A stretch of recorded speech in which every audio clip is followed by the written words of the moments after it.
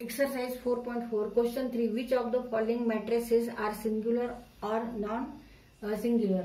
Example first. Now this is a matrix of order 3 by 3. Here are 3 rows. First row, second row and third row and 3 columns. First column, second column, third column. Therefore order of this matrix is 3 by 3. इथे आपल्याला हा matrix singular आहे का non singular हे आपल्याला इथे काढायचे. तर ह्याचा आपल्याला आधी काय घ्यायचे determinant. If determinant of matrix A equal to 0 then that matrix is called singular matrix. Then matrix is singular. Matrix is singular. आता समजा हा आपण मॅट्रिक्स A धरायचा आहे.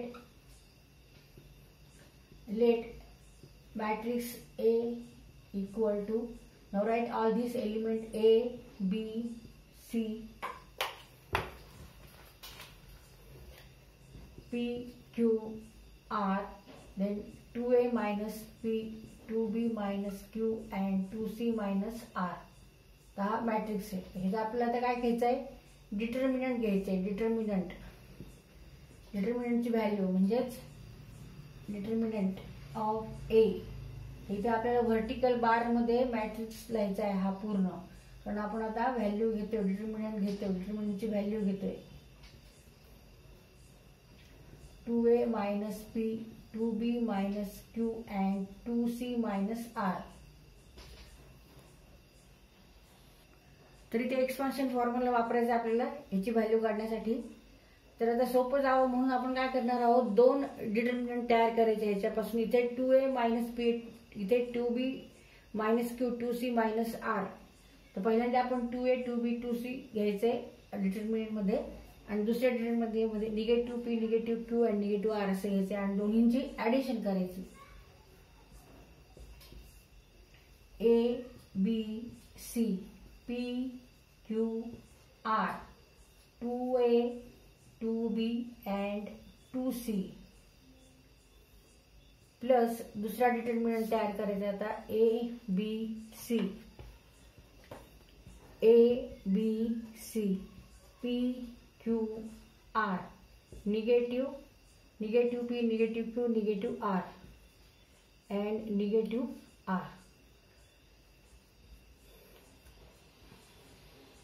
आता अजून सोपं जावं म्हणून आपल्याला काय करता येईल, मल्टिप्लिकेशन जास्त मोठे न करता छोटे करण्यासाठी आपल्याला इथे परत कॉमन घ्यायचंय. आता इथे थर्ड रोला फर्स्ट डिटर्मिनंटच्या थर्ड रो R3 मध्ये 2 2 आहे. तर आपण 2 कॉमन घेऊ आणि इथे सेकंड डिटर्मिनंट मध्ये निगेटिव्ह PA, निगेटिव्ह Q आणि निगेटिव्ह R इथे सगळे निगेटिव्ह आहेत. त्याच्यामुळे आपण निगेटिव्ह 1 म्हणजे -1 हे कॉमन घेऊ आणि हे डिटर्मिनंट परत लिहून काढू आणि नंतर मग एक्सपान्शन फॉर्म्युला घ्यायचा सॉल्व करायचा. By taking 2 from R3 in the first determinant and -1 from R3 in the second determinant. तर पहिल्या डिटर्मिनंट मधून आपण 2 कॉमन घेतले, सेकंड मधून -1 कॉमन घेतलेले.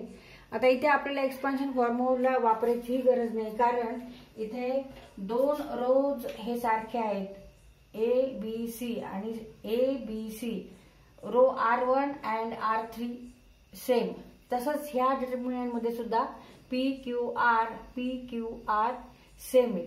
त्याच्यामुळे इथे आपल्याला property of determinant that is when 2 rows or 2 columns are same or identical then value of that determinant equal to 0. Therefore 2 into 0 minus 1 into 0.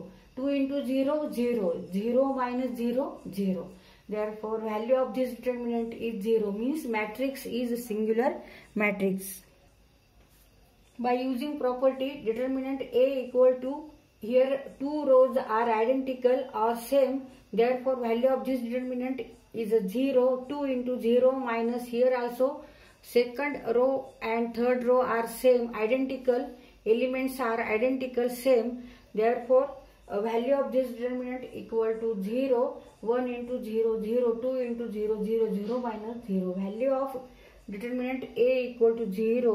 Therefore, A is a singular matrix. Means given matrix is a singular matrix.